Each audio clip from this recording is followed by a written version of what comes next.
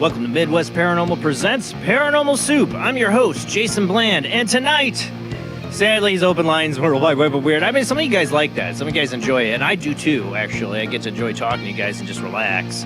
Not that I don't with guests, but I enjoy also having conversations with guests, and sadly, mine not, to their fault, things happened. They had to reschedule, and I got them rescheduled. We will have a guest next week, Sir Blake Sinclair. I had to reschedule him, not his fault. I had a camping trip I forgot about last Sunday. I was gone camping with a family. It was a lot of fun, and took the dog even, it was enjoyable. But man, so much weird has happened since then. Like, I even walked out my door this morning and it was weird. It was half raining with the sun out. Like, seriously, I could see a wall of rain with the sun. It's been weird. I don't know. Things are weird around the world, right? So I got plenty of worldwide web weird for you tonight. Like 17 articles, I think. It's usually 7 on a guest night. I got plenty tonight. I don't know if we'll get through it all. I'll probably do a shorter show. I'm sorry. I just don't have a guest. I can't really pull 3 hours without a guest. But you guys make the show tonight. Later in a little bit, after the first commercial break, we'll open up the phone lines. You make the conversation tonight. You tell me what you want to talk about. You have a paranormal experience you want to share. Your first-time caller, regular caller. I don't care. You call in. I want to hear from you tonight. So open lines, guys. All right, let's go ahead and get rolling into it.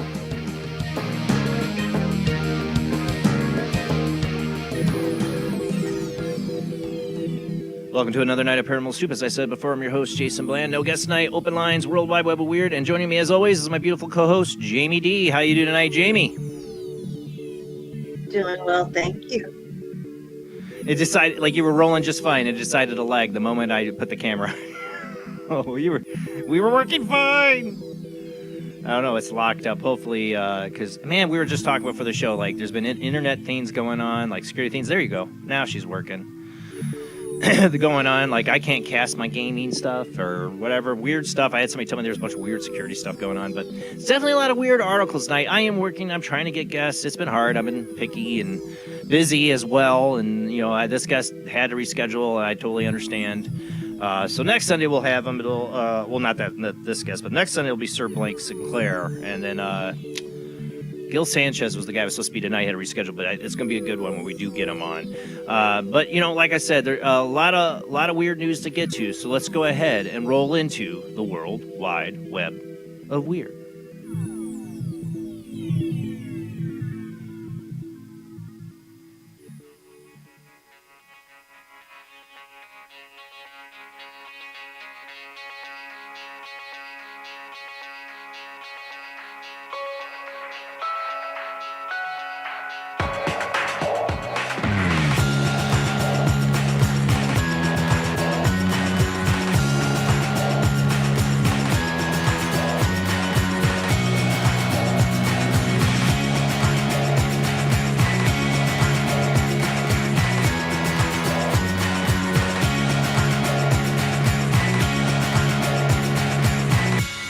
tonight on the World Wide Web of Weird, and since it's open lines, it's extended World Wide Web of Weird, so we'll have more even after the first commercial break. I got a lot tonight. But we might as well start off with the ongoing, continuing story of disclosure. Disclosure. Yeah, bull. Nothing's getting disclosed. But, hey, we're going to have more U.S. government hearings. Like, they just got done bashing RFK and making jackasses themselves, so they got to have a hearing on UFOs again to make up for that, right? Some more political theater in that area to take our attention away from their dumbassness. I don't know. I have much to really little faith that we're going to get anything out of these next set of hearings. Do you? Call in tonight. Discuss. For those listening on the Paranormal Soup radio network, on the Talkstream Live's Paranormal Radio app, we are a webcast streaming out live to Facebook, YouTube, and Twitch. We will have pictures, videos sometimes, or I just really badly reading articles, mispronouncing town, cities, names all the time. Come enjoy. Laugh at me. It's fine. All right. And this is just an image file. What's this article one? Oh, there's Rob. I was just going to say, we need Rob. There he is. I was going to tell you, I've asked him 3 times, do you think you might be feeling like sitting through open lines tonight? And when I didn't see him say anything in the chat, I said, I bet you... We got to play it by ear with this guy. You know, it's fine. He gets a pass while he eats his yogurt. But he's the phantom, and if he doesn't say anything, I thought he's going to surprise us. Surprise! Yeah. Surprise! Hey, Rod. Hey, that's the language. All right, so yeah, congressional, whatever, they're going to have another hearing on UFOs. Yeah, big whoop-de-doo. UFOs continue to remain a major talking point. This is from Unexplained Mysteries. These days, as many government officials are unwilling to let the matter drop, instead pushing for full disclosure of any and all UFO-related material. Now, there's some people I like in Congress that are working on this. Not that I really like any of them, but I like what they're trying to do. You know, Representative Luna and Tim Burchett, I think, have done a lot. I will give them credit on that. I will. But do I think anything really is going to come of any of this? No. Now, accordingly to reports, a new hearing on the subject will take place on Tuesday next week, entitled Restoring Public Trust Through UAP Transparency and Whistleblower Protection. The hearing will be headed up by Rep. Anna Paulina Luna, who I just mentioned, and House Oversight Government Reforms Task Force Declassification Federal Secrets. The American people deserve maximum transparency from the federal government on sightings, acquisitions, and examinations of UAPs and whether they pose a potential threat to American safety, she said. Whistleblowers who provide details on spending information and policies and procedures regarding the classification, declassification of UAPs should be able to do so without retribution. It is important. They got to give some kind of safety net to these people if they're going to get whistleblowers to come forward and tell us where the alien bodies are hidden, right? Right? They got to have some kind of protection. Do you think that's how these people are really protected, though? They don't give a crap about that. They just make them die of suicide. You know. I don't know. I hate to be pessimistic on this things. We've gotten way more than we've ever gotten in my lifetime. You know, of course, discussion about it is great. You know, open public forum, great. I'm glad they are talking, having hearings on this. It's not that I'm not. I just not want to get my hopes up about it or really think our government's going to tell us anything that's truthful. No. I mean, we saw how Epstein files played out, right? JFK and everything. I think I got everything. Like, I think I got history to prove me on this, but you know, maybe we'll find out in 75 years. Even if. And while we got our heads up our asses, let's move up to Article 2. I don't know if you want to take over, Rob. Do you have the link? Let me remove this. I think it's up there, isn't it? Yep, I see it. Article 2.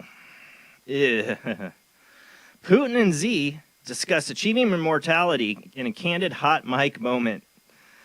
If you ever wondered what sort of things leaders such as Russian President Vladimir Putin and Chinese President Xi Jinping actually talk about when they are not discussing politics, a notable conversation between them was picked up on a hot mic when they were walking with North Korean leader Kim Jong-un. Well, that's just a great trio.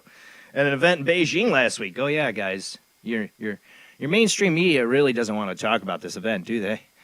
And now that they said, what are you gonna say? Are they carrying the black briefcases? Well, I don't know about that, but they're making trade deals and stuff and cutting us completely out because they basically we pushed all these countries right into this whole union. You got to worry when each of them carries black India. I mean, even Trump held the final straw with India. I mean, go just threaten our anybody that was a relative ally now is pushed away because we've done everything but manipulate elections, threaten, abuse our power across the world for decades, and now it's time to reap that. So they're having that meeting. So are they anyways, Russian or what? Like you got what you have. I'm trying to think of all the countries: India, Russia. I mean, right now, the hot mic moment. Not Pakistan. How are they talking to each other? What are you saying? How are they talking to each other if one speaks Russian and the other speaks? They have translators usually, but Putin knows multiple languages. I don't know. I just need to verify what we're about to listen to. They don't have the clip of it. This is what's been reported. Okay. Some are predicted by the end of this century, humans could potentially live up to 150 years, Z replied. While the exchange is likely more than small talk, it emphasized the interest both leaders have in remaining power as long as possible, even if it falls ending the lifespan. I think I missed my part. Oh, here, the first part of what they said. Now that they say a 70-year-old, they say that at 70 you're only a child, Z told Putin via a translator. Using biotechnology, Putin replied, see, they're using technology to reply. He's using technology to reply. He has a translator. It will soon be possible to transplant human organs continuously, grow younger with age, and perhaps even achieve immortality. That's what all these rich, powerful dickheads are talking about in our country, too, trust me. Space with all that. I mean, that's what they're already doing in labs in space. Right. Well, I'm just saying that's what all these powerful people are doing, talking about. How can we reach immortality? All you peons we're going to kill off, and we're going to be immortal. Yeah, use us. But anyways, they're discussing this at what they declared the New World Order for them. That they're basically giving us the finger, the U.S., which we rightfully deserve. I'm sorry. We rightfully deserve a finger from many of these countries. We pushed them into this. I don't blame Putin for some stuff, to be honest. Well, he's an evil piece of crap. Yes, but he totally is. but he protects his country's interests. And he's gone down for some stuff that he really didn't do, and oh yeah, the CIA has had a whole campaign against him for decades. He says what he does. Yeah. And when he says he didn't do it. But you're also, if you're somebody, a journalist or a politician that tries to go against him, you go to jail or you die mysteriously by poison. Except for like how he's like, oh, blah, blah, blah. And then like hospitals are blowing up behind him right after he says it. Oh, yes, peace, blah, blah, blah. And we just shot down like 2 more hospitals. Just like the politicians in our country on either side of the political aisle are a bunch of pieces of crap, so are all the world leaders, is my opinion. Yeah. You sell your soul to get these places of power, and these guys know it. They don't want to go to the other side and see what's there. Both these a-holes have sold their soul, just like all the other tech billionaires and corporate leaders and politicians in this country all want a piece of that immortality pie. They don't want to find out what's on the other side after the sins they've committed. If the UN controls all that, and then it goes down. Listen, both world wars and some others have all been started when a European Western power invades a Balkan area, attacks a Balkan area. I'm just saying, we're right there, baby, for World War III. I've been saying that. Everybody's been saying that. I hope not. There's always like a war, like when you're in a time of like either a depression or a recession or something, it gets like reset by having like a war. But will the aliens come and save us? That's what many would wonder. And let's go to Article 3 before we get caught up into this. It's the modern jellyfish UFOs. Yeah. Let's go. Yeah, jellyfish UFOs is next, I think. Article 3. Us. We screwed up. I don't know if this is the next one. I hate to get too deep. Like, the UFO. I have a possible theory of what this probably is, I think. This next one. It'll be a video.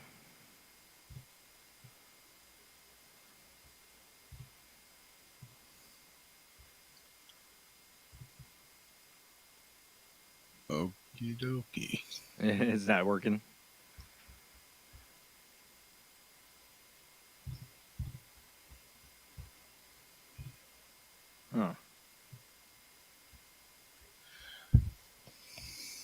while you figure that out.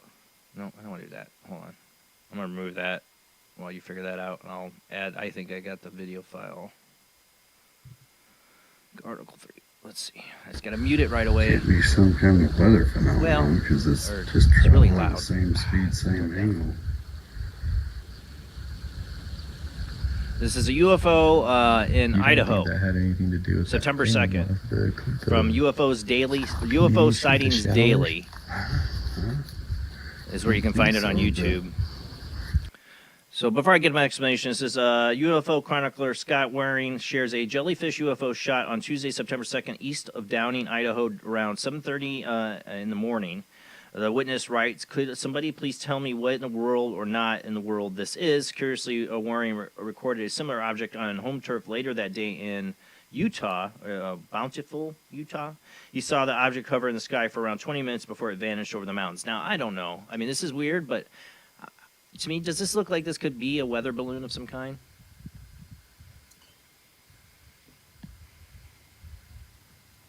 Could be. Kind of strange looking though. Okay. It is strange. I'm not saying I know that's what it is. Okay, guys, but we're I gonna see it as lose maybe a It's gonna be right possibility. behind the mountains where they're But if it gonna is, it land. looks like it's coming down You're gonna see somewhere. little army guys running around, all Or green and atmospheric. aliens. I don't Sounds know. like Tyler was driving it. Daniel Reservoir. Huh? And Sounds like what? Sounds like Tyler talking about it. I don't know. When I look at it in my mind, go to UFO Sightings Daily, and you can see it yourself, and you'll get your opinion on it because it doesn't come through as great on here to see it's small. But when I was looking at it, it almost seems like there's like a little base to it, like it is like a balloon holding, like with like some kind of equipment attached to the bottom of it. It's hard to tell in this. Kind of You like a almost see it. mushroom or like a jellyfish, but Yeah, it's weird, Or but something I think that could be the possible explanation for it. All right, we'll move on. Oh, what am I doing? hey, That's yeah, I wonder if we'd screenshot that and then put it through Google Lens if if it is like a balloon for weather, if it'll pull it up as a balloon for weather. It might. I know I've seen weather balloons that that could be that big, kind of like Yeah. look like that with the balloon part. All right, what's on the next list of things here? Scientists baffled by mysterious lights photographed by trail camera in Chile. A trail camera standalone in a remote part of Chile inexplicably photographed mysterious lights that have left scientists scratching their heads, according to a local media report. The intriguing images were captured by a device placed by researchers conducting an ecological survey for the University of Magellan's Environmental Studies Group. While the group over there while going over their data from the project, the scientists were confounded by 3 pictures of the trail camera snapped back in January. Explaining that the camera was placed at the edge of a valley quite far from any public road, biologist Alejandro Kusch Schwarzenberg marveled that we cannot explain the origin of the anomalous illuminations picked up on the device. To that end, the University of Magellan team has eliminated prosaic possibilities for the inanimate lights, such as the vehicle or animal, and is now pondering more fantastic possibilities. One idea put forward by Chilean ufologist Freddie Alexis Silvia is that the illuminations may be some kind of plasma that mysteriously manifests in front of the camera. So these scientists are really racked by this. Go ahead and play I think this is a video. I have it. It's off the site, so yeah. It's definitely not a bug. This isn't like they picked up bugs or something, because this is brightly light. It's light shining into the camera, the trail cam.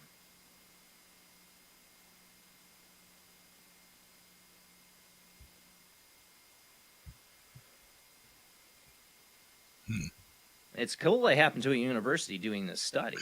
That they're like, these are scientists that are generally intrigued by what they caught,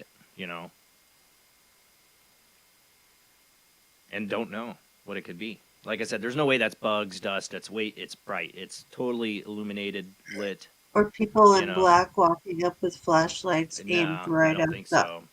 camera lens. No, I don't think that's it either. Yeah, because it's not reflecting off the person in front of them. No. It's some kind of luminous orb of some kind. And it seemed like it's curious about the camera, and it's left out in a remote area, so maybe something that we don't understand that's out there was curious about the cameras. I mean, there's soldiers in Vietnam that talked about seeing these kind of lights in the jungle. There's, you have the ghost lights near Indian reservations and other areas. There's something about in nature, balls of light we don't understand. Ball lightning, yeah, that's, ball lightning is definitely a phenomenon that's real. Is that ball lightning? I don't know. All right, let's move on. Now we got some strange farm animal deaths in Argentina. A series of strange animal deaths on a farm in Argentina has stirred chupacabra concerns among area residents who suspect that the apocryphal blood-sucking creature could be behind the unsettling incidents. According to a local media report, ground zero for this peculiar panic is a ranch in the community of Tintina, where owner Eduardo Toran says he has lost dozens of calves to an unknown predator over the last few months. Sounding alarm about the situation, he stressed that there is something unusual about the slayings that has led many in the area to wonder if the chupacabra could be to blame. Toran specifically indicated that the predatory animal unfortunate victims were found entirely drained of their blood, seemingly via puzzling puncture wounds in their heads. Noting that some calves managed to escape their encounter with the mysterious creature with only some minor injuries, he marveled to a media outlet that the weirdest thing is that those who were dead had no smell. The eerie detail may explain why no scavenger animals expressed interest in the downed calves that would have otherwise been particularly tasty meal. Intriguingly, the mystery only deepened when Toran dispatched one of his workers to watch over the animals at night. The effort failed when the unarmed man fled the scene upon arrival of the predatory animal that he said was bigger than a dog and with a totally different head. As of now, Argentine authorities have yet to address the slayings of Toro's ranch, though one imagines they might be enlisted to investigate the matter around curious killings continue. So witness we have that's unnamed, or as I said, unarmed, but they didn't name the witness. Somebody was running security, saw a creature, right? That's what we're saying. It had a body like a dog, but not the head of a dog. Chupacabra. Digicabra. Digicabra. They didn't get any Digicabra because they didn't get any digital pictures. So, yeah. So, all right, moving on. Then we got cattle mutilations in Utah. I mean, last week we talked about all the stuff. I think later on I got I got infected bats now. We got that going on. But cattle mutilations are still happening. Utah authorities are seeking help in solving a curious case of cattle mutilations that occurred earlier in the summer. According to a local media report, the gruesome incident came to light in early July when a rancher discovered a downed bull on his property in Carbon County. Sensing something unusual about the situation, he dutifully reported the matter to law enforcement. Chillingly, a subsequent investigation by Utah Department of Agriculture and Food led to a troubling conclusion that the case was a genuine cattle mutilation. The Department Director of Animal Industry, Lean Hunting, explained that their assessment came about after investigation eliminated any array of prosaic possibilities for how the animal could have been killed. We just don't have those factors at play, she observed, ultimately musing, it does appear to be a mutilation case, which is incredibly rare. As one might imagine, the Carbon County Sheriff's Office is keen to get to the bottom of the strange slaying and has offered a reward for any information it could bring the perpetrator to justice. I cannot talk tonight. Wow. Ooh. I mean, they're still happening. The cattle mutilations are still happening. Animals down in Argentina are still having their blood drained. These things are still out there. Still happening. Weird. All right, number 7, before we go to commercial break. This one I shared on my timeline on Facebook because I thought it was important. I think they need to do full congressional hearings on this, even if it happened 70 years ago. Because people need to be aware, and I want people to know, why do I always say, why you should not trust your government and or trust the science or trust what they tell you or whatever. Don't. Why should I? Because I got history to back me up. I have history to back me up of why you can't trust the U.S. government or any government.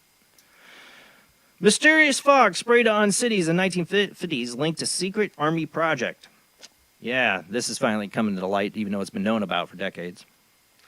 Experiment, which took place in part of St. Louis, Missouri, and Fort Wayne, Indiana, as well as several others, and we've talked about it on the show before, in both the U.S. and Canada, created a thick fog, foul-smelling chemical that residents reported had stuck to their skin, coated roads and rooftops, and had made children sick. The purpose of the experiment was to study how chemical weapons might spread through Soviet cities during the Cold War, and while the chemicals used were supposed to be harmless, it turned out that it was definitely not the case. The spray contained zinc cadmium sulfide, a powder known to cause cancer.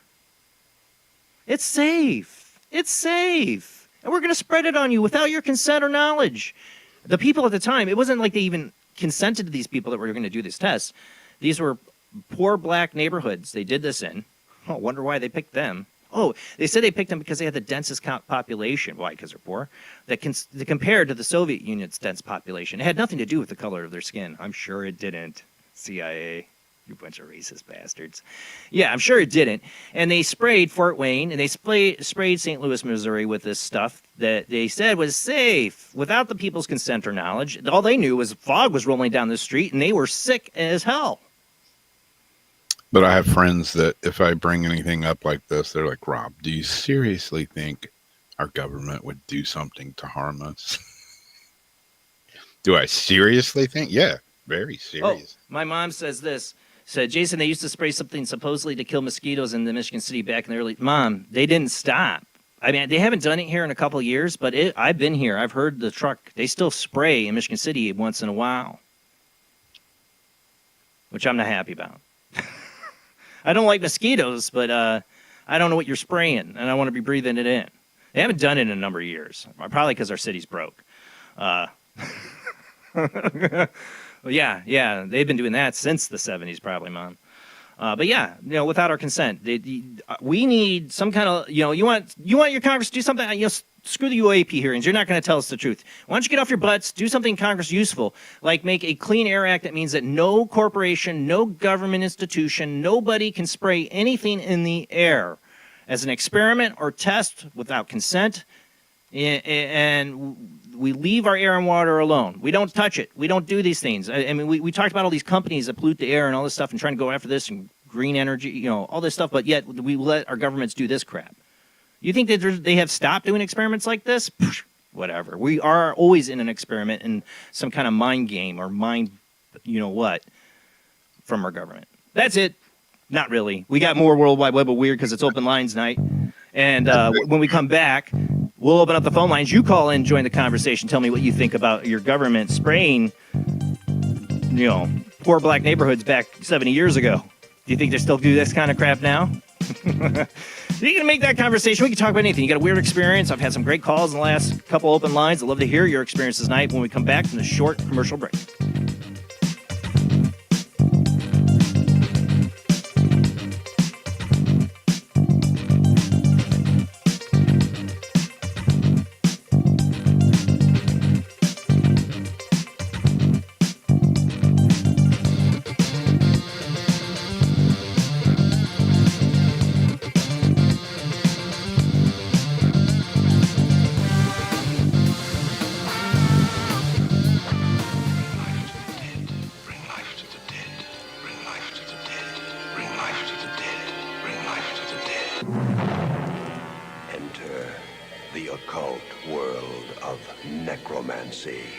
You were brought here for one purpose, necromancy. A ceremony dating back to the pre-Christian era. It's the art of reviving the dead. It requires involvement with evil spirits by the person performing the act. The devil god brings life to the dead. No, please. No, please. And death to the living. Necromancy.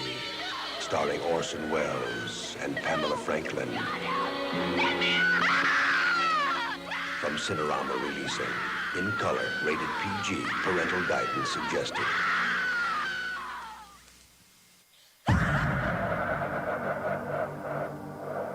If you are interested in discovering the truth about the paranormal and want to hear from leading researchers in the field, join Justin Brown on his 3 weekly shows shows named My Paranormal Soapbox, Necromancer Live Show, and the Supernatural Symposium, live on Facebook, YouTube, and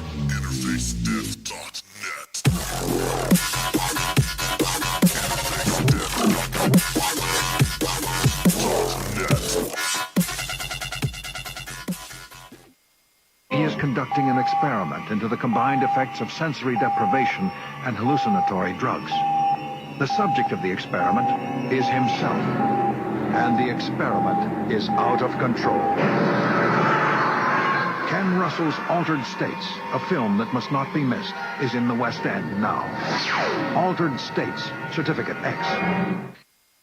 Hello, I am Fernando Martinez. I think by now you know I am an emotional kind of guy.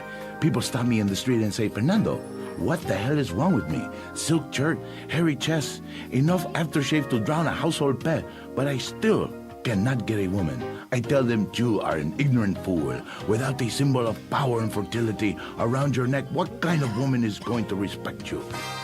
That is why I have teamed up with Medallion Man, the shop for medallion needs. Medallion Man caters to all levels of masculinity. For the strong, silent type, a medallion the size of a hubcap will say everything that needs to be said.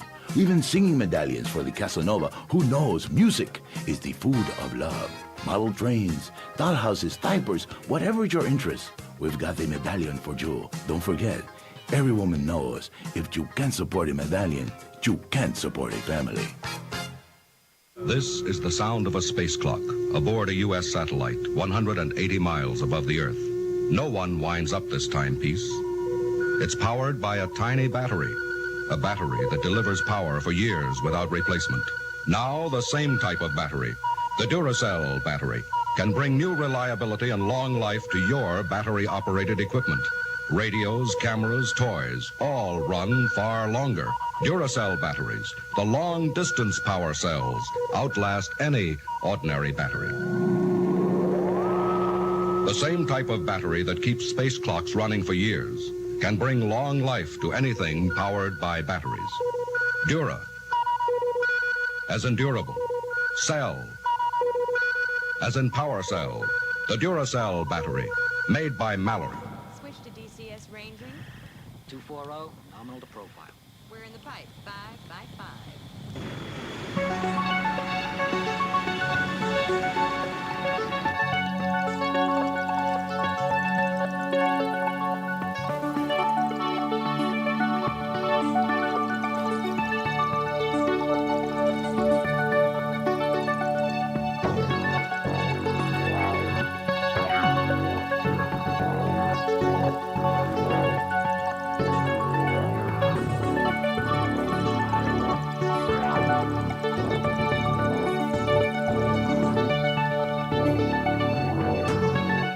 Tonight is Open Lines, an extended World Wide Web of Weird. So we got more articles tonight. We'll see if we get through them all. It's a shorter show tonight, because I had the guests cancel. But I did have a plethora of stuff being gone since we were gone last weekend. Was Labor Day weekend. I went camping with the family, so that's why we weren't here. But I didn't want to not do a show tonight just because we didn't have a guest. So another Open Lines. I had fun last time, and you guys call in. I will open up the phone lines now. If anybody wants to just go ahead and call in, you can call in now. We'll keep talking about articles and that, and I'll have the phone lines. If you're on YouTube, Facebook, or Twitch, I have it rolling across the screen, or I will in a minute. But it's always in the show description. For people listening on the radio, I'll read them off to you here in a second. All right? And my phone lines can be janky. If you call in and somebody, it hangs up on you, it's because I got somebody else on the line. Or if he calls in and hangs up you right away, it might be because it does that, and I might call you back, so just be prepared. That's how we make it work here tonight on Paranormal Soup. All right, guys, we got a lot more articles to get to, so let's go ahead and roll right back into it.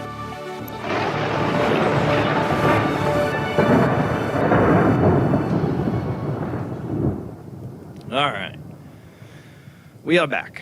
Let's see, where was I? Let's see, number 8. Oh, yes.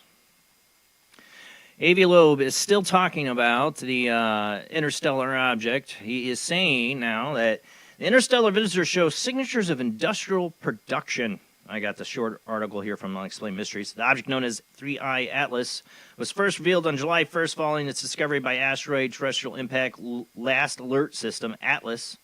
a robotic astronomical survey which uses multiple telescopes to scan the night sky for small near-Earth objects, which I love. I fully support. We need to be doing that. We need more of that. We need more of that because it's an eventuality that something's going to come towards us and try to hit us. And then we need, like, Ben Affleck and, Aerosmith to make the soundtrack, and Bruce Willis is, and we're going to need the whole Armageddon team. Sorry. Believed to be measured 12 miles across, the object is heading towards the inner solar system at 152,000 miles per hour. While many scientists believe that 3I Atlas is likely to be a comet, others, such as Harvard professor A.V. Loeb, maintain that it could, in fact, be under intelligent extraterrestrial control. I've heard that many of these astronomers and people are laughing at A.V. Loeb or upset with A.V. Loeb over this. He's sensationalizing this. Now, a new paper analyzing the stereoscopic data recorded by the Very Large Telescope VLT has highlighted a peculiar anomaly in the plume of gas surrounding the object. Most notably, it seems to contain nickel, but not iron, which, according to Loeb, is something you would typically expect to see in an industrial production of nickel alloys.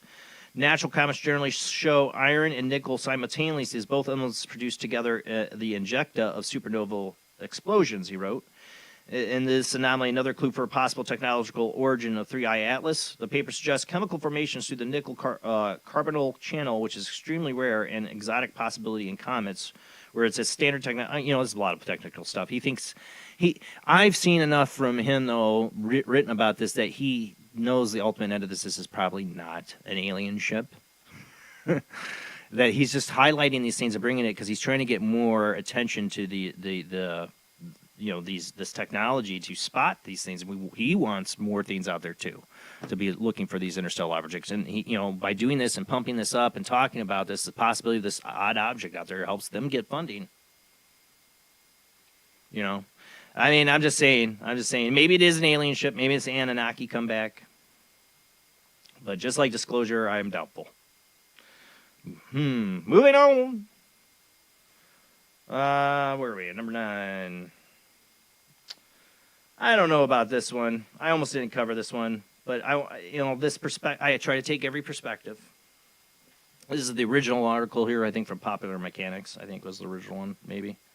I can't remember who did the original article, but I got Unexplained Mysteries because it's shorter.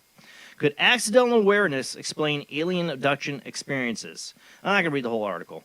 It's long. Oh, no, this one isn't long. I'll read this one. Most stories of alien abductions tend to follow a similar narrative, with an abductee being brought aboard an extraterrestrial vessel and subjected to various procedures and tests. Some will recall, either naturally or through hypnosis, the experience of looking up while lying on some sort of medical bed to see strange figures leaning over them with unidentifiable medical apparatuses. What if this was a conventional explanation for such recollections? Some experts believe that something known as accidental awareness might be to blame. This term used to describe a situation in which a medical patient wakes up during a surgical procedure because the anesthetic has inadvertently worn off. A patient in this scenario might experience something very similar to alleged alien abductees waking up on a medical bed with strange figures leaning over them with medical instruments in their hands, and probably up your butt. Some researchers believe that memories of such experiences might resurface in later life and be mistaken for alien abduction experiences, especially under hypnosis. For some, memories may be triggered by memories may be triggered by other traumatic events. That said, while this could certainly explain some abduction experiences, it clearly does not work in the case of abductees who have never undergone an operation. Right. Nice try. This is the one subject you notice they don't talk about, though. They don't talk about this in the UFO hearings in Congress about abductees. Let's have abductees get up and talk. No, they're not going to do that. They don't want to talk about that.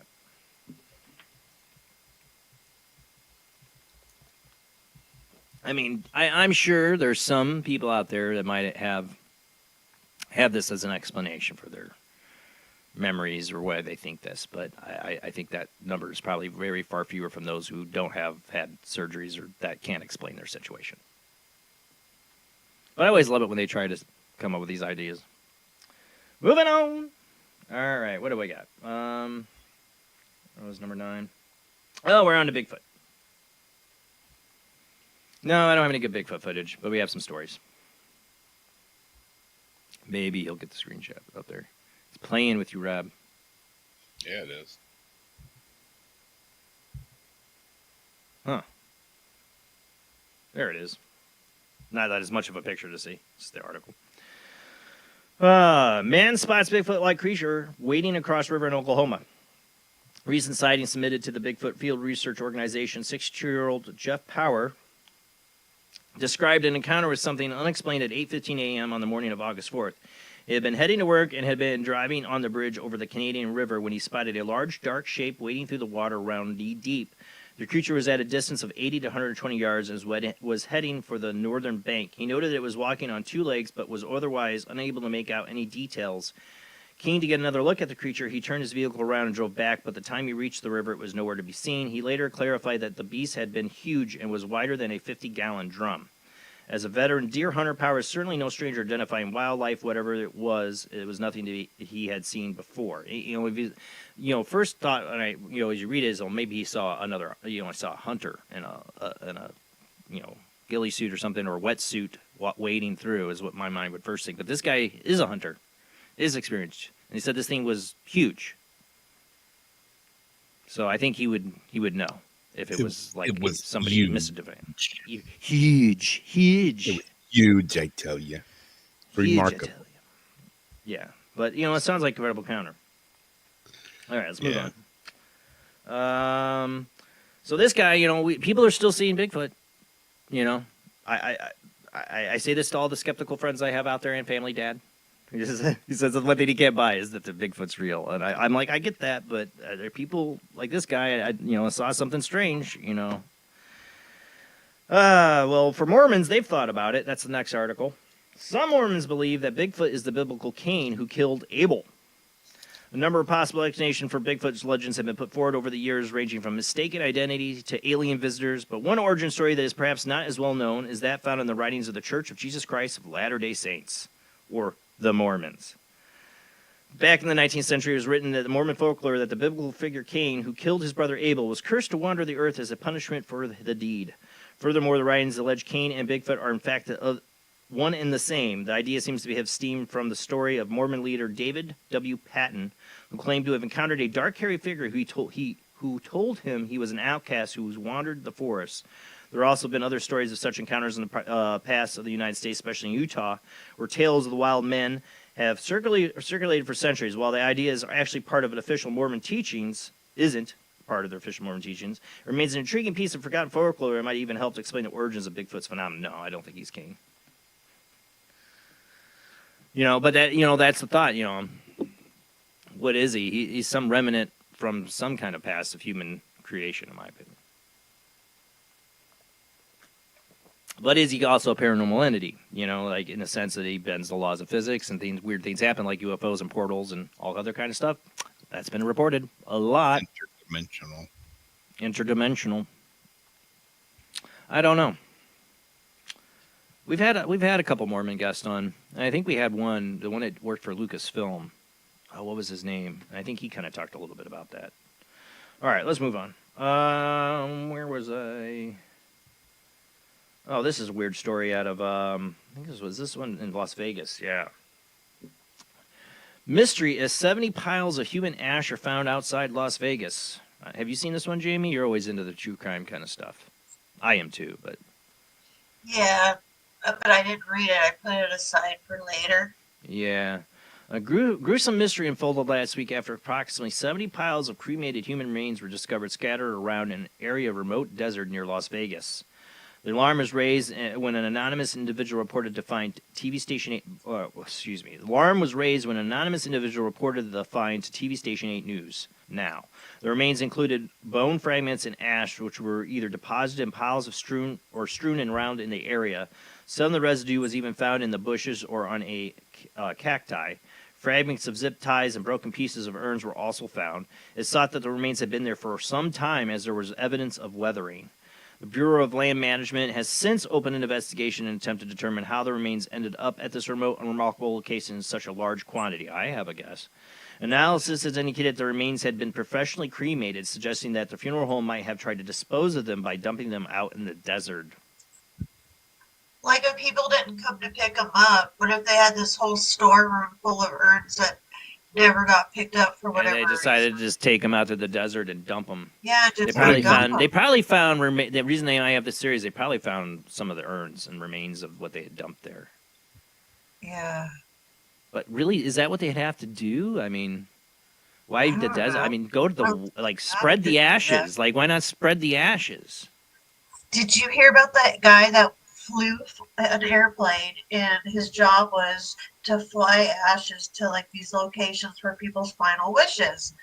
So he would get the boxes of the ashes, get his money, say he went and did all this, but instead he had a storage locker where Yeah, I he heard of stored this. all the ashes. And then they find So he never all took these them. boxes collapsed in. Yeah.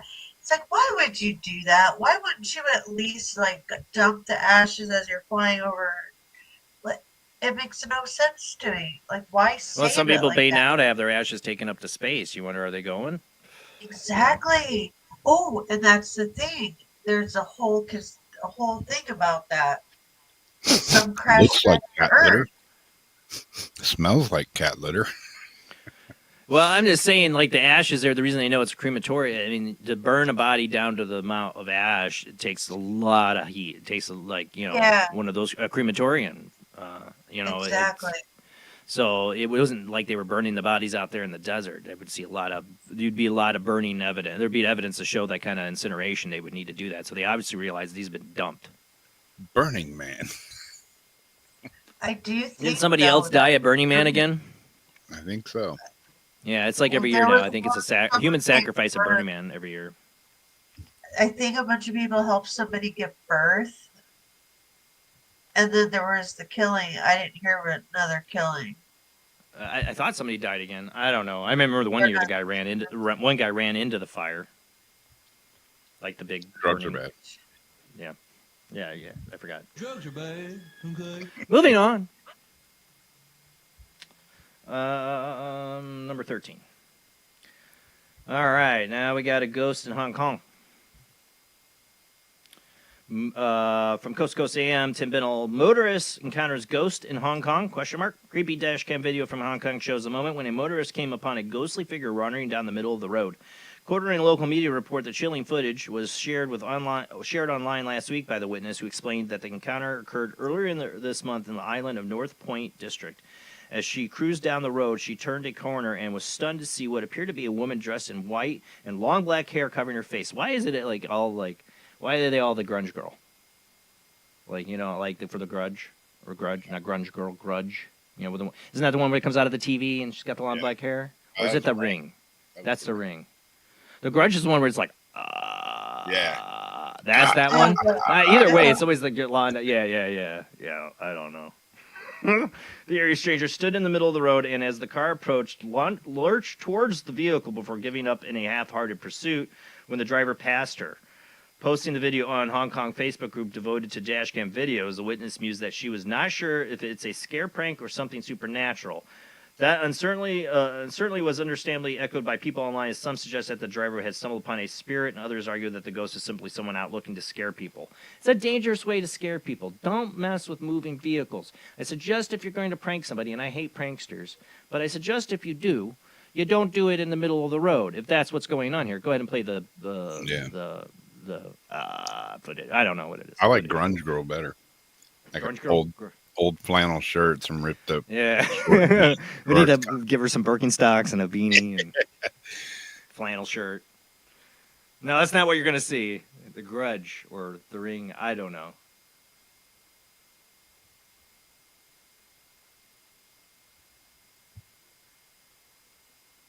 Coming up here. There she is. Yeah. Look, and the hair's like hanging down in front of the face. Like, you doing that, walking around like that, you're going to get hit by a car. Yeah. It's like a prostitute out walking in the street. He said she lunged towards a car, and you can't really probably see it in the angle. That's what she described, that she lunged towards a car. So I guess that's why she kept on driving. I'd be worried that, you need help, but, that's how you die in a horror movie. Yeah, or I'm some crazy probably trying drug. to hit her just doing that. I don't know. Was this some kind of prank they tried to pull on some car? If it is, that's stupid. It's stupid. You don't put yourself in the middle of the road. Or did she see something? Or was this just, you know, That does look that like thing? a dumb spot for a prank, though. Yeah. I mean, it would be really dumb. If somebody's pulling that as a prank, that'd be really stupid. Really stupid. Don't mess with roads. Stay off the roads. But Don't with mess the with setup cars. prank, Especially you saw the curves are like going down there. Just walking, just even if you're not pranking, you're just somebody walking in the middle of the street, it's a danger. You saw how that was curving around and that? How she could barely see her probably coming around the curve. You know what I'm saying? Like, she would have, gotten up further down the road. Some of those curves were pretty tight. Where is this? Hong Kong. Phooey. Very compact city. Who knows? I don't know if that's what it is, or if it's pranks. But we'll move on. I did open up the phone lines, right? Yeah. Oh, and I forgot to put the phone lines up here. Let me see. I forgot to tell the radio on. I just got sucked into articles because we have plenty, but we'll run out. 219-230-4444, 260-225-9419. Skype ID oojblandoo and jblandparanormalsoup. Those are the ways to call in. I forgot to mention that for my radio audience. And if you forget or you can't read the writing on there, it's in the show description for Facebook, YouTube. I don't know about Twitch. I don't know how that works on Twitch. All right. Yeah, totally the Grudge Girl. All right. Where was I? Okay, number 14. You can now buy your own robot for $6,000. That's right. Man, this was like my childhood dream. My mom sold me on my stepdad. He's my stepdad, but he's really my dad. But when they started dating, my mom's selling point to me as a, 9 mom? I don't know. She's watching from bed. She can't comment. But my or 8, whatever, when I first met him, was he has robots. Sold! Marry that man! He did. My dad had robots. And it was awesome, man. I always wanted my own robot. Then I've grown up to realize that they're going to kill you. I also saw movies like, what was that Tom Selleck movie? That frightened me, maybe changed my mind about having my own robot where your toaster tries to kill you. Oh, God. I can't remember. Somebody will tell me in there, right? In the chat room, Tom Selleck movie, early 1980s. Robots all trying to kill you. Remember Maximum? What was it? Remember Maximum Overdrive? Well, that's like possessed. Well, that's like possessed cars. That's a Stephen King short story. Yep. No, what was that, Tom? Anyway, I'm getting off track. There's a part of me there's like a mad scientist part of me that loves this stuff, and I want my own robot. Come on. Runaway. And there's the other side of me, is like, no, Terminator. Runaway, yes, because it also had the worst. Gene Simmons from Kiss was the bad guy in that. That probably ruined the movie, but he actually is a really good bad guy because he's just a bad person in real life, I think. I'm sorry if you're a Kiss fan. I'm sorry. I think the guy's a total a-hole. I don't know. Just every interview I've ever heard him, he sounds like an obnoxious asshole.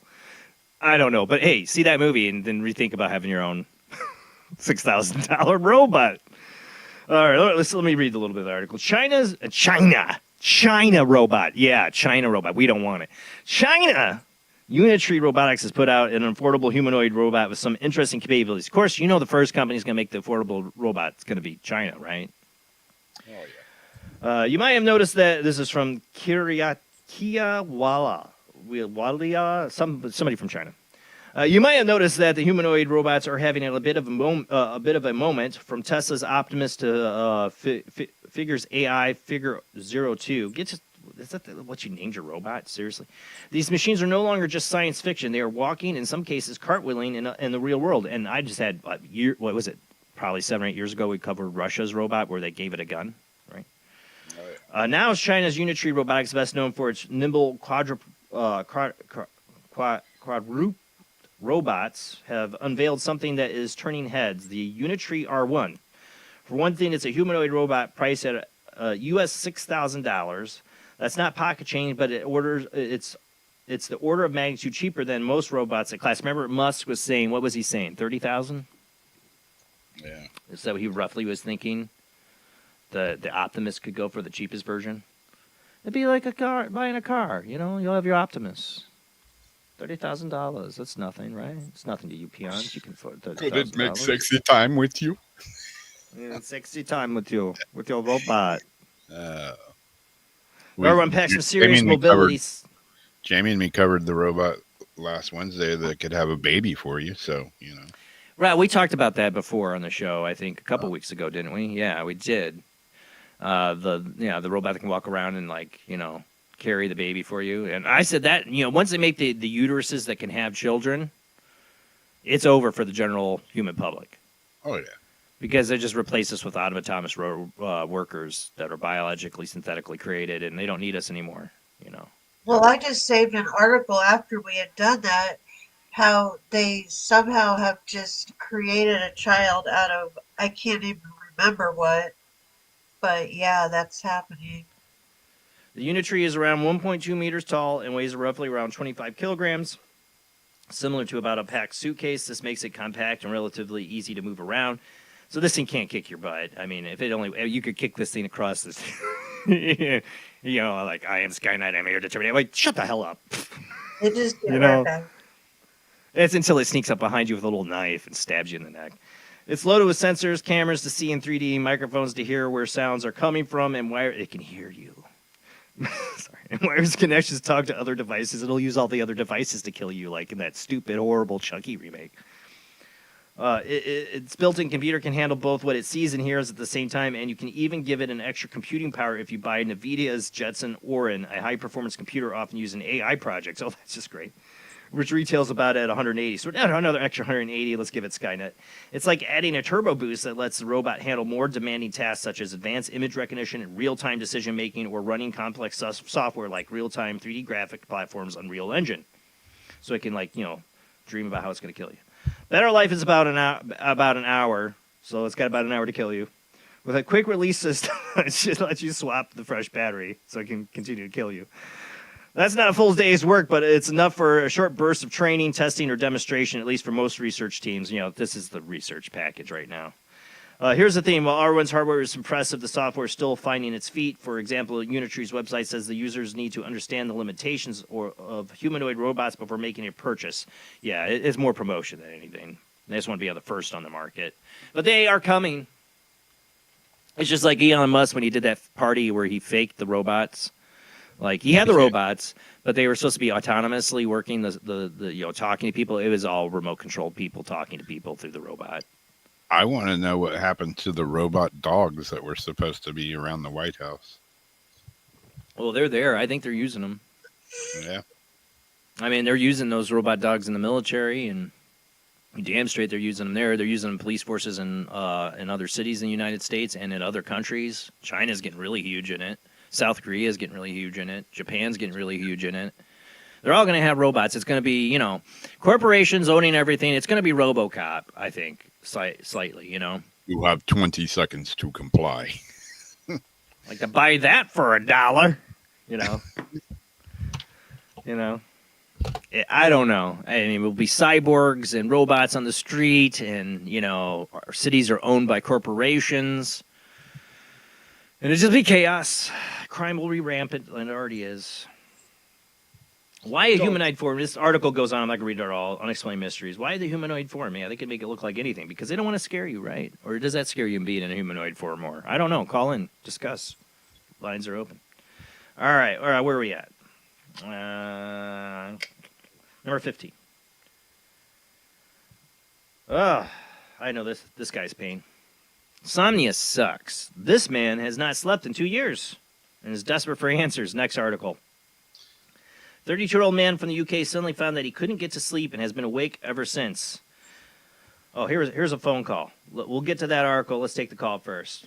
Hold on that thought. You don't need answers. Somebody else here with insomnia. Somebody else here has insomnia. Who do we got on the line? Hey, it's Adrian. How y'all doing? Hey, Adrian. Thanks for calling in. Yeah, I got a few stories for you. Awesome. So one's a short one and one's a long one. The first one's UFO sighting, and the second one is a triple combo: Hat Man, cleansing, and a demon. So I'll start off. That's a long one. Sounds like a party there. I'll start off with this. Yeah, it sounds like like a party. It should end with the cleansing, not the demon, but okay. Right. So this UFO a group of girls. We went down to Milford, Connecticut, to the shoreline for a self-care event. It's those crystal singing bowls on the beach. It was a little beach right across from Charles Island. And it was really lovely. It was for an hour. I'm not much of a closed-eye meditation person. I lasted about 10 or 15 minutes before I, opened up my eyes. I was in my beach chair, and the clouds were beautiful. I don't get to see a sky like that. You got to go to the ocean, to see that. I'd be passed right? out. And beautiful clouds. And there was this one, I think they call it a lenticular cloud. The rumor is, they're hiding spaceships in there. And there was fluffy clouds behind it, above it, and below it. So I just decided to stare at this cloud and, with intention, call in a UFO. There's this guy called Mark Brinkerhoff. He's a 12D walk-in, and he allegedly knows a universal language some of the aliens use. And one of them, he said, if you want to call it a UFO, say Adonai Vasu Baragas, which means something like, we adore you, most loving and infinite creator, or something like that. And I said it 3 times. He said, say it 3 times. And in about 10 minutes, out of the right side of this lenticular cloud comes this light. It was like the same color as candlelight, but real bright in a circle. And it was big. And it was coming like right at me, and then it stopped moving. And I thought, well, maybe it's an airplane, because if an airplane's coming at you and it's going down, it looks like it's not moving. Well, a minute goes by, and it's still not moving.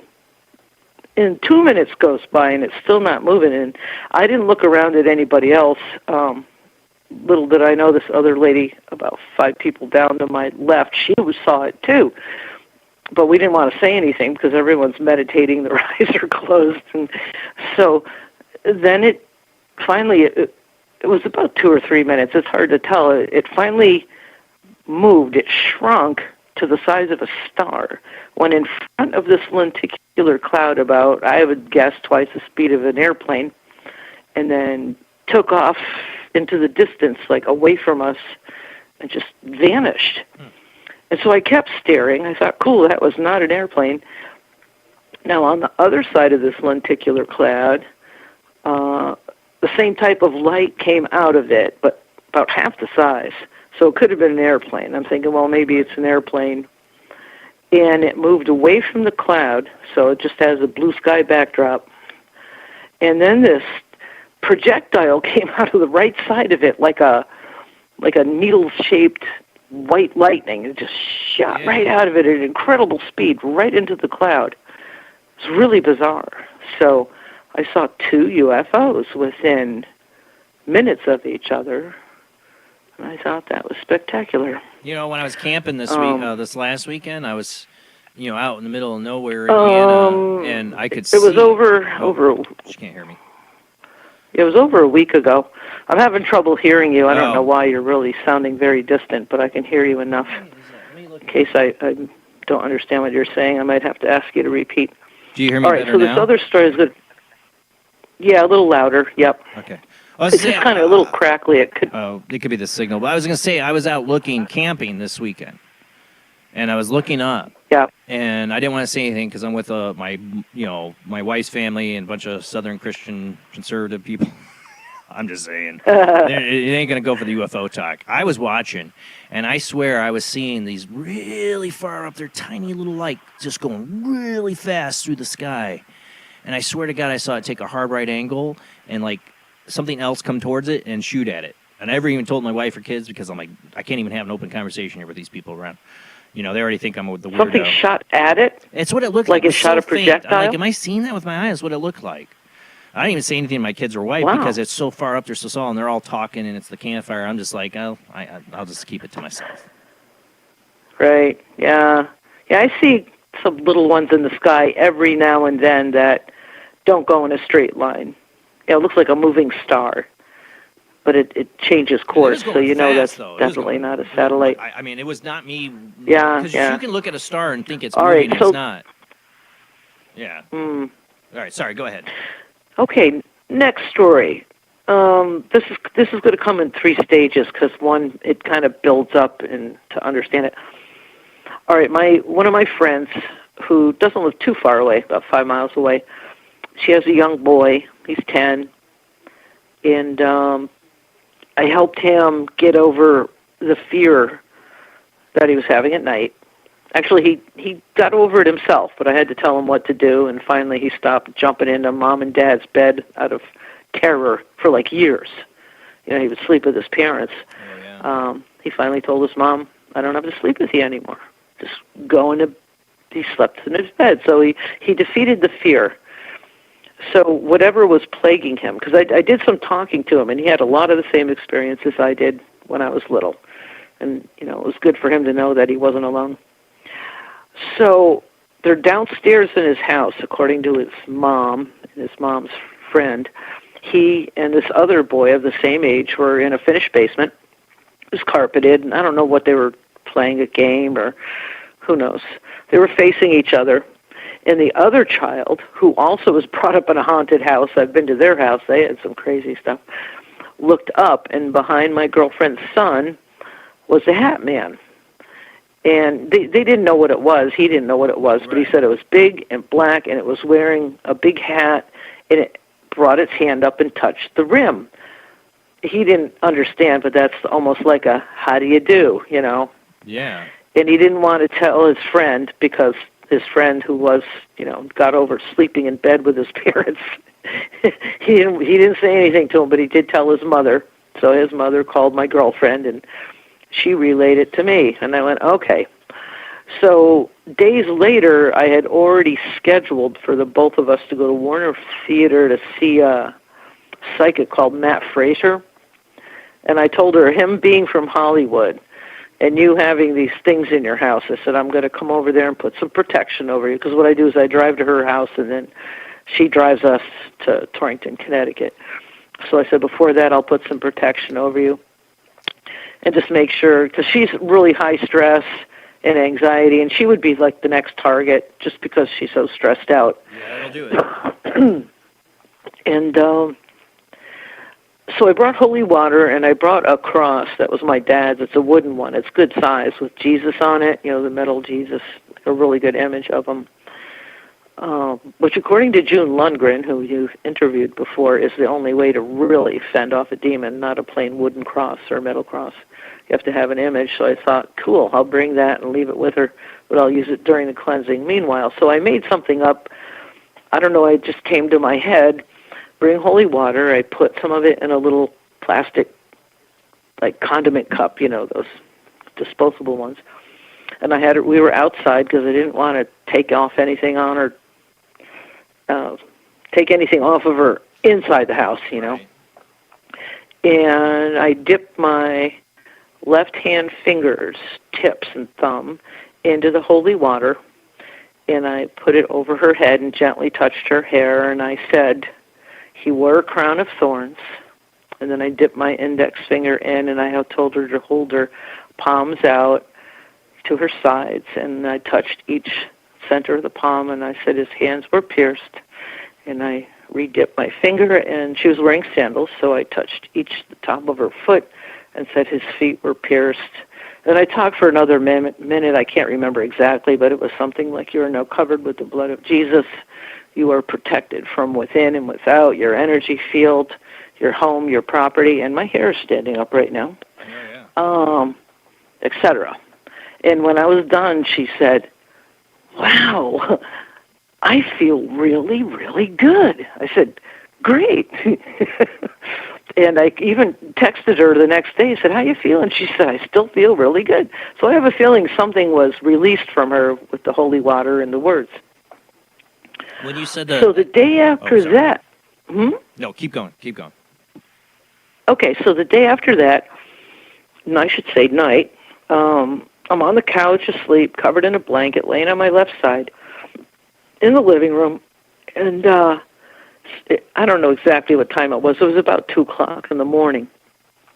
I feel these rubbery fingers touch, like fingertips, touch the side of my head near the crown. I couldn't really get to my crown because I'm laying on my left side. Very much the same way I touched her head with my fingertips and thumb. So I opened my eyes. Now, I could barely get out of slow motion, oh no, because I was already having my voice box paralyzed by this thing. The room, you know how you have light in the room where it's just natural light. The room's never pitch black. Right. Well, the natural light in this room was gone, and I could only see little pieces of the backdrop of my living room through this charcoal black layered whatever it was, mist, wasn't smoke, I don't know what to call it. It almost can be like smoke, Astral though. crap. I don't know. But yeah, I've seen that. It wasn't smoke. So I was trying to speak. The first thing I said was, oh no, but it was slow motion, and I knew I had to get some words out, because as I said, oh no, this black head comes right over in front of my face above it. And the best way I can describe this thing, and now I couldn't see its whole body, but if you can imagine, and I just heard somebody describe it this way, if you could imagine Spider-Man in a black bodysuit, including the head, because I didn't see any eyes or anything. This thing was just black. So it peeked around right in front of me as I was saying, oh, no. And I thought immediately I better start talking, and I said, Our Father, who, I was going to say the Lord's Prayer. As soon as I got the word Father out, everything disappeared. The fog, this thing. And I said, who art in heaven, hallowed be thy name. And I finished that prayer, darn tootin'. So I sat up on the couch, lit a candle, and thinking, what the heck was that? It dawned on me the next day. I could be wrong. I'm going to talk to June Lundgren next week. I got an appointment to talk to her. I touched her head with the holy water, 4 fingers and thumb, and that's exactly what I felt on my head. I'm wondering, was this thing curious? These things aren't human. They don't understand humans. They observe and they learn. But it touched my head in the same way. It might have been experimenting to see what the heck kind of power touching a head with fingertips has. Or is its way of letting you know, like, hey, you poked me, I'm poking you? It could be. I'm going to see what June perceives, and I'll update you on that. Yeah. Because I got an hour appointment with her, so it'll be fun to talk to her. You hear stories of investigators that get involved in this, and these things following them home, especially when they're clearing them. So just be careful. Oh, yeah, I'm okay. I'm not, at least I have no fear, so that's like a biggie. Because when this thing showed up, I didn't feel any dread. There was no terror. I don't even know how to describe the feeling. All I could say is it just felt like trouble. Yeah. Because I was caught in a bad way. I got woken up out of a sound sleep, and it was completely unprepared. Yeah. No, I know that feeling. So, sadly. Yeah, sneak attack. Yeah. Total sneak attack. But I'll find out. And that's a wrap. That's about all I got for calling in with today for stories. I've had my shadow person.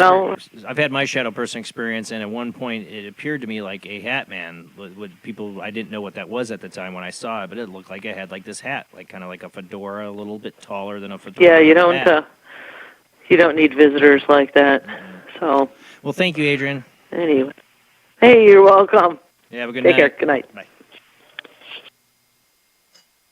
All right, we'll get back to... The phone lines are still open. You want to call in, but we're going to get back to this article here.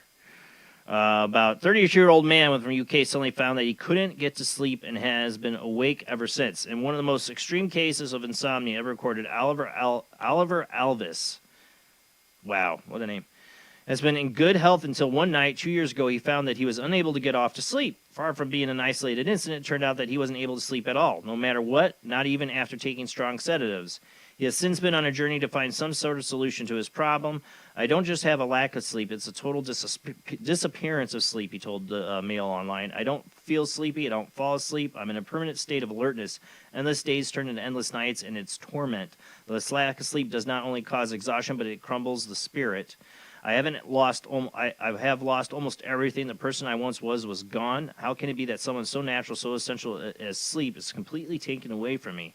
Due to the lack of sleep, the 32-year-old now suffers from extreme muscle pains, endless senses of pressure in his head, impaired vision, and inability to even walk in a straight line. He has described it as being like wearing an iron suit 24 hours a day. Despite consulting numerous doctors, he has yet to find a solution. I wander around at night envious of the homeless who can sleep on the porches of shops, he said. I would rather trade places with them just to fall asleep, something I would trade all my possessions for. So when you do fall asleep tonight, remember that. Enjoy it, right? I'll get it. That's why I'm in the show early. Otherwise, I only get about 4 or 5 hours of sleep. But I suffer insomnia, man. After that, my shadow person experience, I mean, during it, I was trying to stay awake so I wouldn't get attacked by this thing, and then after I was saved from it, it took me a while to get that through my head that I slept with the lights on. I didn't sleep really. I was always up at 4 or 5 in the morning. I only slept a few hours if I did sleep. It went on for a while, and I still get bouts of insomnia here and there. Nowhere near like I did after that. But my heart goes out to this guy. I hope they find a cure or solution for him, because the body cannot keep going. I read the further article on this, the original article. He talks about it feeling like his eyes are melting in his head. This poor guy. What caused that? Yeah, that can't be just one day, can't sleep. Total none at all. And nobody seems to want to help him or know how to help him. I don't know. Looking at any of the medications you've been given. Anything come about in the last 4 or 5 years you might have taken that might have contributed. I'm just saying. Don't know. All right, we'll move on. We're almost through all the articles. Well, we've been talking about this, man. Why there's more of this fungus stuff going on with all these different animals. Now it's bats. Fungus-encrusted bats are spreading deadly diseases, and humans can disperse spores. Fungus-coated bats are spreading deadly diseases in Washington State, San Juan Island National Historic Park, according to park officials. 3 Yelma mitosis bats tested positive for the fungus that causes, can't even read this word, it's so goddamn long. Pseudomonas district, I can't read it. Or it's called the shorter term, or the rube term here for me, whatever, white noise syndrome, I guess is the short term for it. Small-balled brown bats have been living in a wooden bat box in the island of English Camp, the location Park Visitor Center and historic military site. Any new detection of the fungus or white noise syndrome is worrisome because bats are vital for healthy ecosystems, National Park Service said. We'll keep getting all these fungus and bats and all this stuff, and, I talked about the hearings they had this last week where they're screaming and yelling at RFK, and I'm not getting into politics because I hate all of them. But I worry that there are forces out there don't like certain health initiatives that are happening and questions about big pharma being involved in our CDC and FDA and all that, that there could be nefarious people out there that are going to release some deadly disease in this country just to prove a point. And the whole COVID things, didn't it stem from bats too? That was the story. Yeah. I just missed a call from 6136. Well, we keep ending up with all these strange little things constantly. Now we've got the kissing bugs. And then I didn't have that one, but then there's the whole kissing bug thing, right? And what's the symptoms of the kissing bug? What does that do to you? Like if you get that disease, what was it? It brought something to mind. Like, are they, trying to? It caused sudden heart attack. Yeah, it always has to do with your heart or your. Are they going to use this to blame for other reasons? To make us not look at other reasons why people are having sudden heart attacks? I'm just saying. Oh, well, now they're trying to tell us that the uptick in people going crazy and doing like really behavioral strange things is because of a parasite that comes from like cat boxes and a couple other things. And so it's not like Gwen Towers or like anything else, like CIA mind stuff, pumping people, or all these data centers going again. They want to build a data center right here. It should have like a 5-mile radius. They say for a data center, and they want to build it right here. I'm going to be in a couple miles from my house probably. I might be outside the 5-mile radius, but there's going to be people within a 1-2 mile radius of a data center. They're giving. Okay. What are you going to say? They're giving an explanation already, so you think it's a parasite instead of no, these people are doing nefarious things. Yeah, that's what I was saying about all the fungus and the kissing bugs and all that. Yeah. All right. Who do we got on the line? Hi, Jason. This is Ariana. Hey, it's Ariana.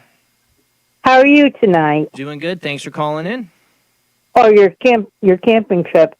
I was listening to Adrian's experiences, and they were kind of awesome, you know, and the singing bowls and whatever, you know. I wanted to say a couple of things about those, if that's okay with you. Sure. On a topic.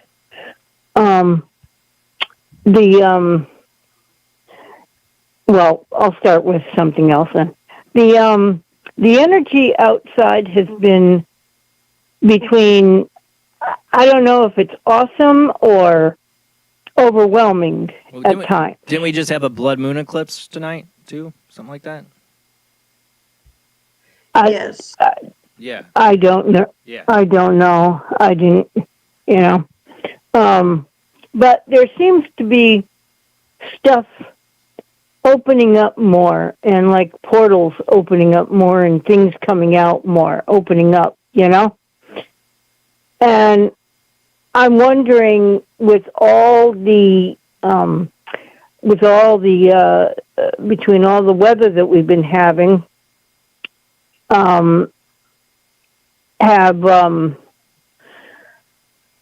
is it really you know, is something happening dramatically? Because I feel like there's a time rush on everything now, you know?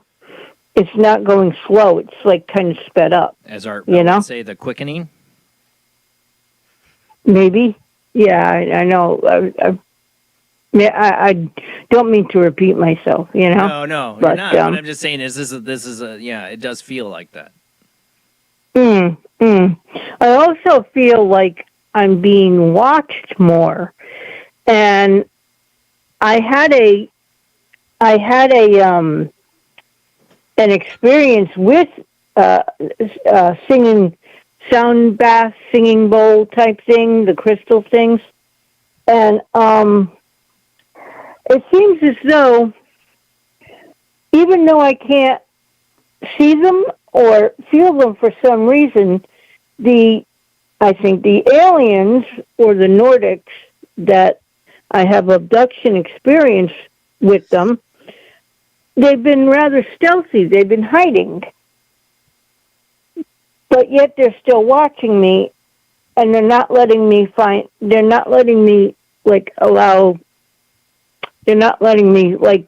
see them or feel them. It's like they turned it off, you know? Yeah. And I can't. It's something new for me, you know. Yeah. I don't know. I think the energy's been changed or weird or something's going on. I mean, things just keep getting weirder and weirder. And but like I said, with the bombardment of EMF and like these huge data centers. I mean, they had Mark Zuckerberg up there with Trump talking about like all the data centers are going to go up. But yeah, they're going up. All right, they're trying to put one right down in my main town, and I'm a little concerned about that. You know, I mean, we're going to be bombarded. It's bad enough of our cell phones and everything else. We're bombarding ourselves constantly with electromagnetic frequencies that we don't know what the long-term effects are, how they makes us feel. But you know, these data centers I've heard are massively worse. So I don't know. I just got the feeling that if you spend time outside where it's not like a city or a town and well lit, that you could feel it more and feel the energy more and the time, you know, and all the stuff that goes with it, you know. I also feel that there's a lot more like Adrian was saying, she saw a couple of probably UFOs, and I think that they're out there, but I think that maybe they're I can't say helping, but I think they're more worried about us humans, you know. Well, they got plenty of reason to be. Yeah. Oh, give them plenty of reasons. Yeah, definitely. I mean, it's just getting a little weird, you know, because I can feel it, you know. Yeah. You know, Yeah, but, some people think yeah. some people think the aliens are going to save us if we go to war or something like that. I don't believe that, honestly. You know, I don't know. I don't know if there's going to be disclosure. Aliens are going to make themselves known. I don't know. Sometimes the stuff I see is like, yeah, whatever that is up in the sky, they want to be known. They're shining their bright lights. They want us to know they're there. You know. Maybe But I've also noticed. Good. Yeah, but I've also noticed a lot more. They go at night and I don't know if they spray or whatever they do, but I hear the helicopters and the planes and stuff now more, and I'm like, well, could what government secrets and what are they doing now? You know, they're always as a result of that. And there's always secrets. Yeah. The you were on another subject. You were talking about the community that was affected by spraying or something, or those toxic chemicals. 70-some years ago, yeah. They sprayed Fort Wayne and St. Louis, small black communities. They sprayed them with calcium. What is it? Basically, as an isotope of radiation, they got sprayed with. Right. Well, they had there's a couple of communities close to me, and there's lots of lots of housing and stuff, and it used to be the I won't say burial, but it used to be the where they put all the waste from the Winchester gun factory. Okay. And it was, I don't know what they used, but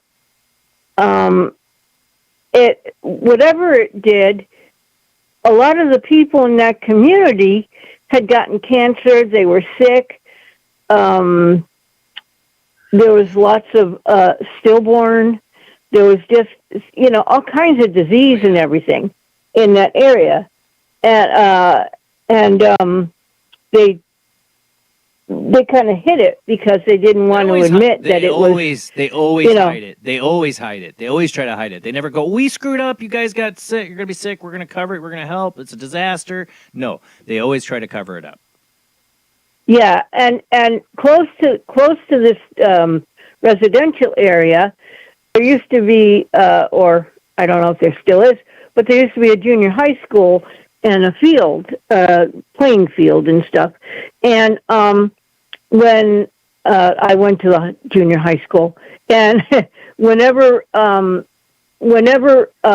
we went to the ball field or playing field, whatever, for gym, it turned out that they would say, you can't play on it. You can't, there's something wrong with it, and it was always closed after a while.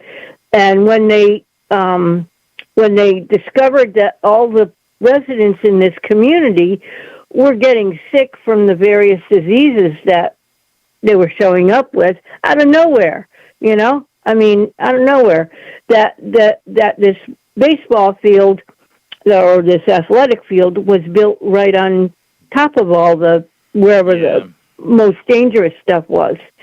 And they were saying that all the people that had played on it or been on it could have been exposed. I think I remember this story. I think I remember reading about this. Yeah. Yeah, could have been exposed to who knows what, And I don't know, like I said, I don't know if the school is still there or anything, but a lot of those residents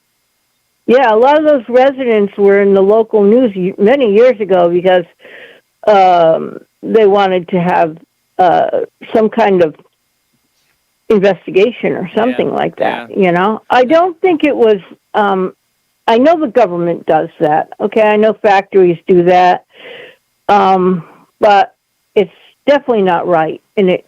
Yeah, with that, that's toxic waste. Corporations have been doing that decades and decades and decades, and now we know our government. If they want to do an experiment, they'll do it on their own population. Oh, definitely. You know. The what was it? Military? Some Tuskegee Airmen, I think. No, not well. The Tuskegee experiment where they basically, was it syphilis? Was it what it was? They were telling them, they were giving them drugs Yeah. to cure it, and they weren't, and they just wanted to see how Yeah. young black men would die. From Yeah, I mean syphilis. they've done all kinds of experiments with us humans, and I don't think it's right. I'm just wondering what's going to come up next. Well, that's what I'm saying. Like, people are like, trust the science, trust your government. No, thank you. I have plenty of history to back me up not to trust either. Mm-hmm. Science is great, but there's people in charge of it with agendas and manipulate it, and you're not getting science, you're getting propaganda. Well, like with always, with everything, anything can be used for good. Okay, so if you find something that can help cure something or help fix something, it's good. It's a good thing. But then they twist it to something else. So if it, okay, well, we won't use the part that can cure you or help you with whatever you have. We'll just use it for this, and they'll twist it. Yeah. Add a little of their own little chemicals to it to change the composition. Yeah, I mean, yeah. In this country, it seems like they're doing. Everywhere you turn, you find something's toxic for you. Whatever you eat, air, breathe, water you drink, wherever you're getting it from, somehow they're poisoning you. Yeah, and they just, like, what was it, Love Canal many years ago? What's that? Oh, that's in somewhere in the United States, I think. The water was contaminated and everything was it's terrible. Yeah. Well, terrible. Zariana, thank you for calling in. Well, thank you for taking my call. And blessings to everybody. And I'm glad to see Rob and Jamie and, of course, you, Jason. And I hope you have a good week and your fur babies, too. Thank you. You have a great Hi night. to Miss Maya. Okay, I will. Thank you. Bye-bye. All right, what were we on? I know I only had a couple left. What were we on? What was the bat fungus? That's right, bat fungus. But yeah, so we got, it's just like they keep adding new scary things out there. Acme bag of tricks. Let's see what we're going to throw it at him now. Let's see. I only got one more. All right, yeah. Elon Musk fails in bid to trademark the names of telepathy and telekinesis. Having previously been described by Musk as an answer to existential threats of artificial intelligence surpassing our own capabilities, Neuralink works in enabling people to control computers using nothing but their own thoughts, and certainly raised a few eyebrows in recent years. At a glance, it may seem like an unnecessary exercise and dabbling a bit too far beyond the line that most people are likely to feel comfortable with, yet it does have the potential of making great strides in improving lives of those who are riding debilitating medical conditions, which, like you said, these things can be used for good. I get it. Like the Neuralink could help people with disabilities. I'm not going to deny that. But he also, at the same time, let me get to the point of this. Both Barry and Neuralink filed an intent-to-use application to allow businesses and vendors to reserve trademark rights before using the mark in commerce. U.S. Trademark Office wrote, Barry application for telepathy was accepted in December of 2024 for telekinesis in August of 2025. The trademarks aren't fully registered until it shows that he actually is using them in commerce. So they only denied him because he's not using them yet. So they're going to be able to trademark the words telepathy and telekinesis? No, you shouldn't be able to trademark those. They're words. If you want to call it Tesla telekinesis or whatever, your Neuralink telekinesis, fine, trademark that with Neuralink. I don't give a crap, but you can't tell them. You can't trademark those words, you a-hole. No. They're just getting, like, way too big for their britches, man. I know. All of I them. am not for Neuralink in the end of all things. If it's just to help people with disabilities, I'm all for it. But once it starts hitting the commerce, in the sense that it just becomes something, a fad for people to do instead of getting a new iPhone or Tesla phone, which I wonder when that's going to happen, they get the new Tesla Neuralink chip in their head. They don't need a phone anymore. It's all in their head. There are going to be lots of people that will line up for that. You'd be surprised. There's people that don't care. They're up for the newest technology. Of that type of stuff happening right now that it's just, which one's it going to be? They want us to live in cubes. Yep. And live in electronic lives, like virtual Yeah. lives, and Like only that go out of our. cartoon I showed you. Yeah. I mean, that's what I think. I think they just want us to, robots are going to do everything. We're just going to be the 500,000 people they leave alive. We'll live in cubes, and robots will Isn't do Hong everything. Kong stacked like that, where like it's like apartment after apartment, like similar Yeah. to that? But I mean, it's like it's either that or they get rid of us down to like 500,000 people. But they think, I think these tech billionaires think we're going to overpopulate. Not Elon; he thinks we have a population decrease. Yeah. But they think there's going to be too many people, not enough jobs, because all the robots and AI are going to be doing it. And the natural selection's going to kick in, and there's going to be certain people they're going to want to get rid of. I have no possible way do I want a chip in my brain for anything. No. No, thank you. Or in my hand to make copies at work, or Nowhere in my body. my cabinet. No.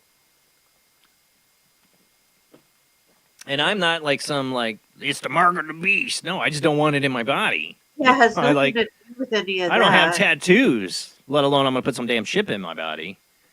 Nothing against the people that want tattoos. I just don't. I don't want that. I don't need quick interfaces. I don't give a crap. I don't like anything foreign in my body. I'm sorry like that. I always said they're going to do away with social security numbers, and they're just going to chip us like we chip a dog. That's the okay. So the people in power now are Palantir. Really, they funded this the current administration, but they worked with the Biden administration. They work with any administration. They're a CIA front company, and all they do is digitally. What their biggest thing is making this digital ID for people, where it's going to be tied to you and everything. We don't worry about social security cards. No, we know where you're at. We know what you're doing. We're watching every movement you make. You won't cause any trouble, will you? Because we're watching. Big Brother is watching. You won't do anything. And it's a perfect utopian society, people, because nobody's going to do anything bad when they know they're being watched, right? And if you do no bad, more crazy shooters and no more, protesting on the streets or any more burning of the buildings. That's been bad, right? People, all the protesting and burning of buildings and the craziness and the active shooters and all. We won't have that problem anymore because everything will be watched. We will catch you before you commit the crime. You think I'm joking? This is stuff they are talking about in think tanks that they're working on for decades. How to analyze people through this and There's that. There's already stuff within our government they've set up plans for this. Okay. Yeah. They tried to set this stuff back up during the Bush era. During the Bush era, after 9/11, they tried to set this up. It never went away. They're just trying to rebrand it and set it up again, and they got better technology for it now.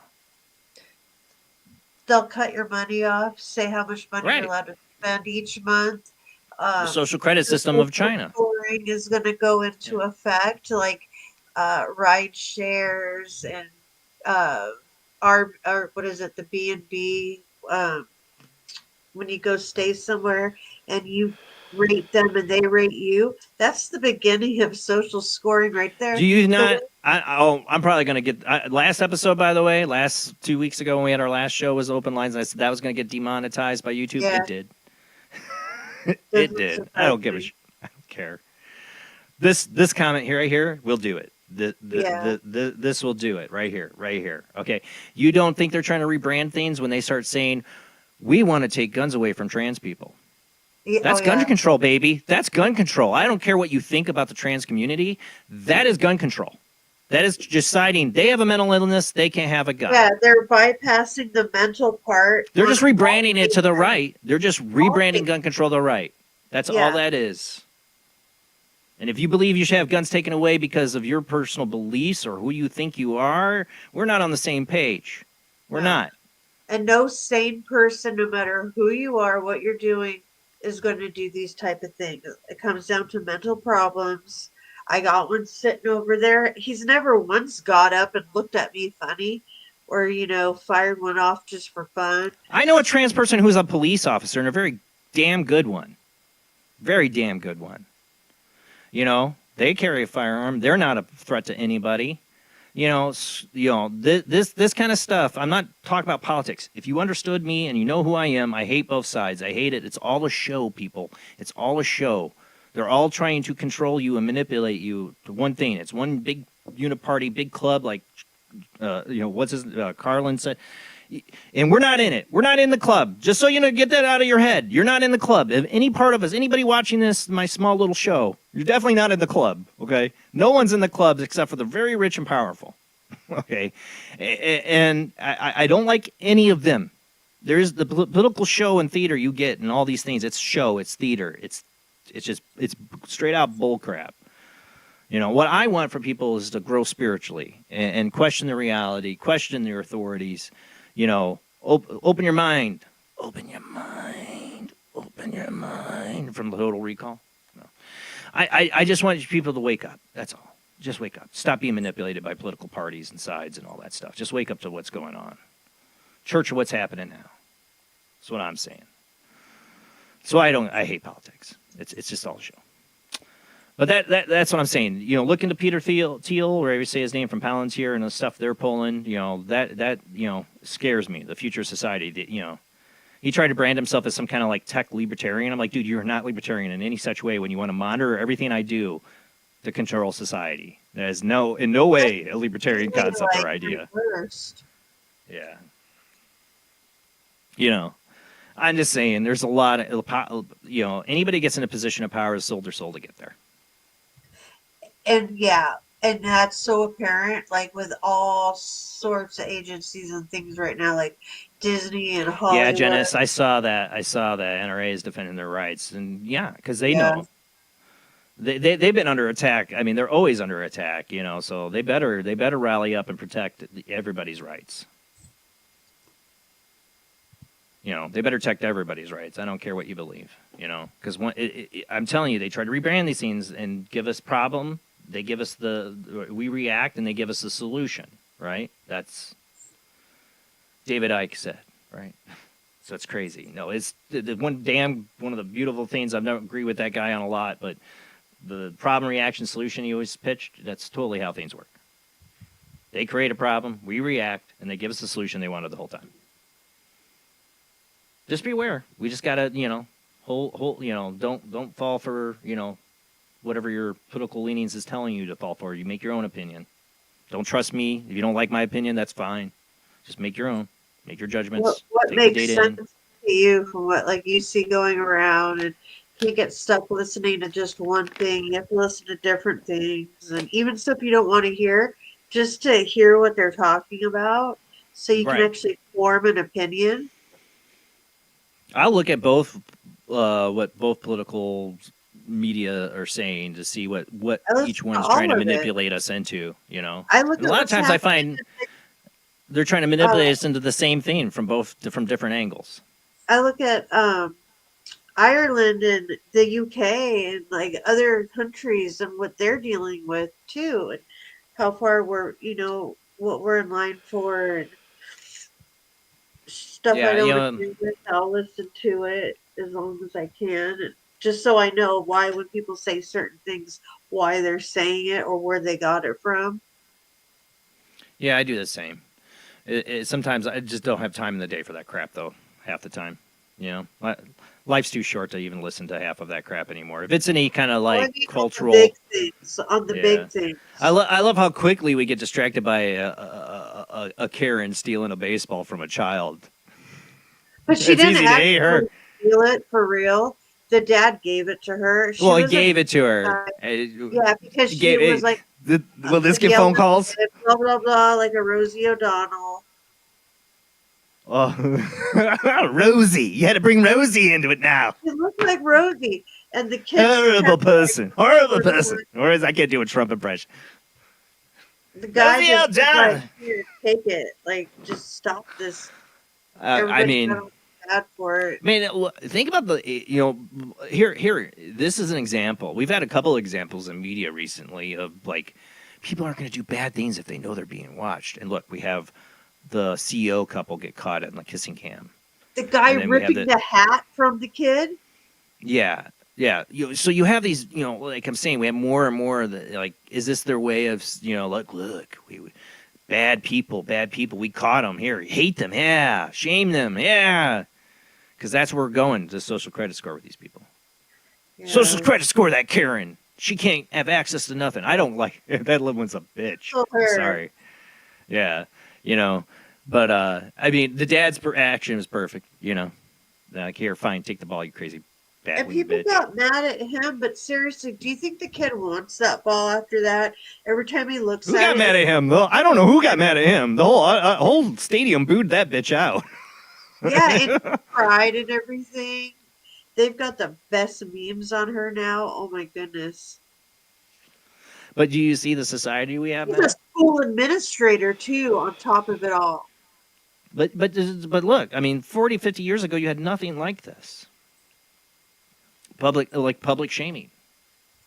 She went There up was in no that social water- media to share these things around to go, look at that Karen. Yeah. The only people that got publicly shamed was if you were already famous, and the media covered. Now it could happen to you anywhere, anytime, on video. Or it could just be There's AI cameras all monitoring around. you. You could be next. Don't be a Karen. It could be AI. Better get a different haircut if you got one. But you see, this is the public.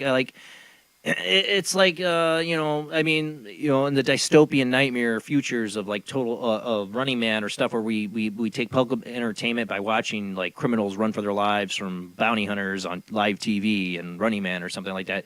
It's also going to be like public shaming and all this other stuff. And it's great. I mean, in a sense that this got seen that this woman's a total bitch. But I worry about our future. I really do. As a society, I feel we're gonna eat ourselves alive with this stuff. Like once we connect Skynet to it's like I've had enough of you people. Society's cooked.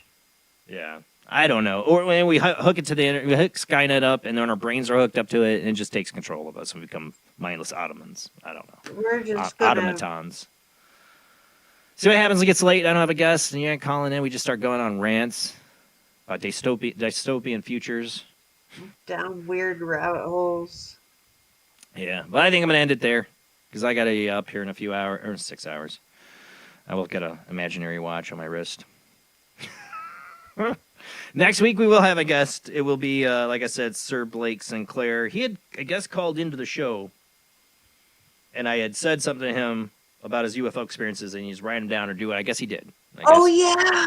Yeah, so we're going to get to have him on.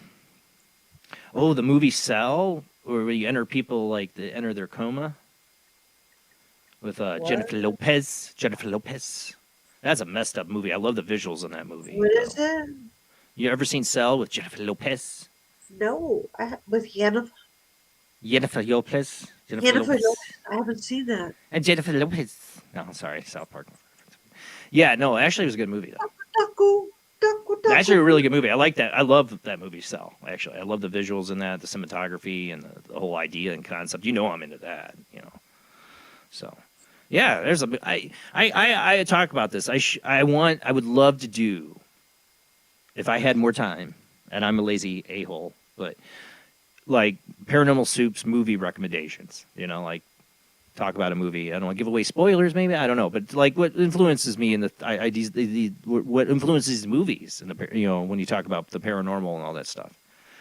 I was out camping and I had one of the kids at the campsite try to start talking about the Conjuring movies. I'm like, oh god. Of course, my sister-in-law shut that down because there's little kids around. She's like, we're not talking about that. I'm like, yeah, I agree. But like this for this kid, that was his old reference to the paranormals, the Conjuring movies. I'm like, yeah. Not a big fan. Just saying, not a fan.